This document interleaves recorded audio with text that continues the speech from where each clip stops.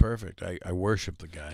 I want to meet him so bad, but I don't really want that. That's fandom. I want to talk to him, but he doesn't want to be talked to. He just wants to do what he does through his work. You talking about Eminem? Yeah. Oh, I thought you were talking about the Olsen twins.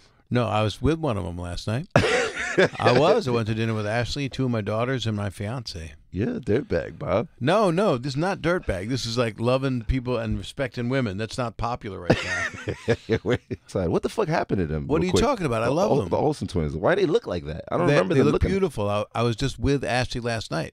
I was actually physically with her in a restaurant.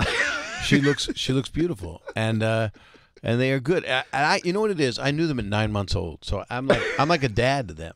So I can't do those jokes. Yeah. That's the truth. If you had done a show with people and you were close with them, and other people were bashing them, they bash them because they're well known. They make money. They look like shit, man. You what? You're just razzing me so bad. You're playing me just to get my heart out. We're so desensitized, Bob. The thing that's crazy is, like, I know people find it hard when they used to see you as the trustworthy dad of TV. And I still am. Friday night. In December, brand new episodes of Fuller House are coming out. But I'm a hardcore fan, so I've seen you on. I love you for it. Yeah, you work with Dave Chappelle. You were so old school. You were not Bill Cosby, but Richard Pryor, Rodney Dangerfield. I knew Richard, and I knew Bill Cosby. I was on the Tonight Show with him before Johnny went off the air. Get the fuck out of here. I will eventually, but I don't want to.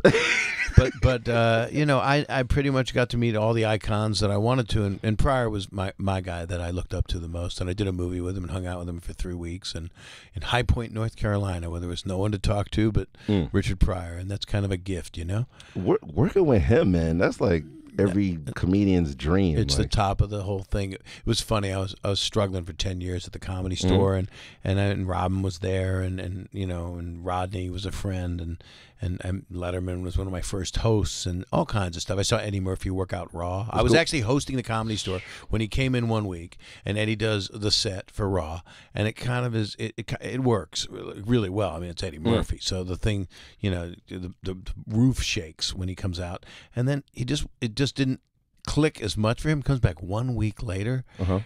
You had to reinforce the building. It was unbelievable, the talent and the work that went into that set in 1 week. And I think it was a part of him just working on it, reading it, and just turning on that switch, because he's, like the Beatles of comedy. Was he like cursing all the time like that, Richard? Yeah, Pryor? yeah. Like Richard would curse. I mean, I got bumped one night because the owner said, "We're putting Richard on," and Richard felt so bad because I knew him, right? Wow. So he's like, "I'm sorry, man. You want to come out and see my Testarossa?"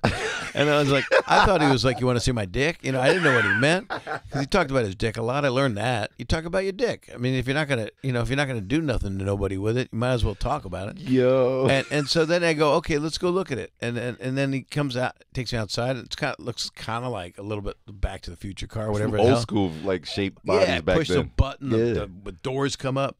He goes, "You want to sit in it? It costs $250,000. I don't know what the fuck it does." And I went, "I don't really want to." I was so depressed. I wasn't going on. And he felt so bad. I mean, he, if he liked you, because he didn't put up with any bullshit, and yet he knew that he had a lot of it himself. And he, I remember a Barbara Walters special where she just kept showing clips from years before where he would lie after lie after lie. Wow. And then he would go, "Oh, yeah, I did do that." And then, but it's a different world that we're in. The world we're in now, I want to entertain people, and I want to say something that gets meaningful, and I'm working on it. And my new special, not that I'm here to plug it, but it's called 0 to 60. Bro, I was watching that shit. You are not playing any games on that fucking show. Like, you are fucking raw. I feel like it wasn't that raw, right? What? Are you kidding me?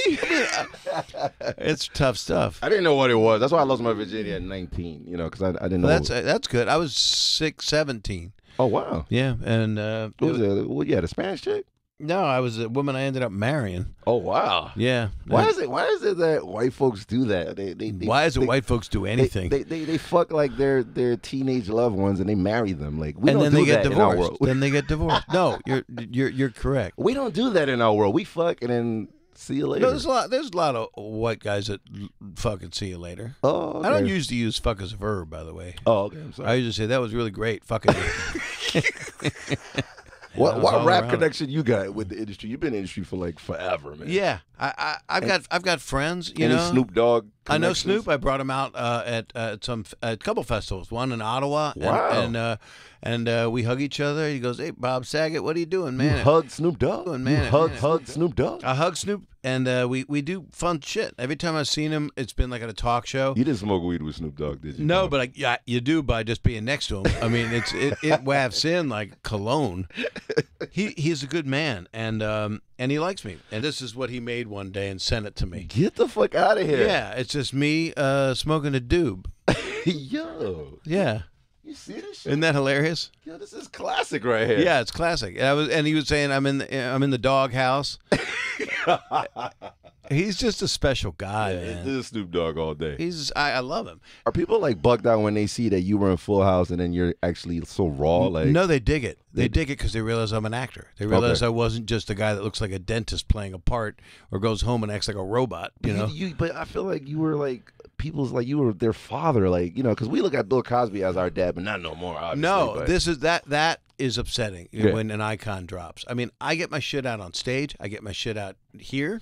Was there a father network war going on? Like there were a couple of, but there's good TV dads. We've seen some really good ones. You know, I mean, I was always into. I'm a little house on the prairie nigga. You know what I'm saying? So I used to like. I always call myself that.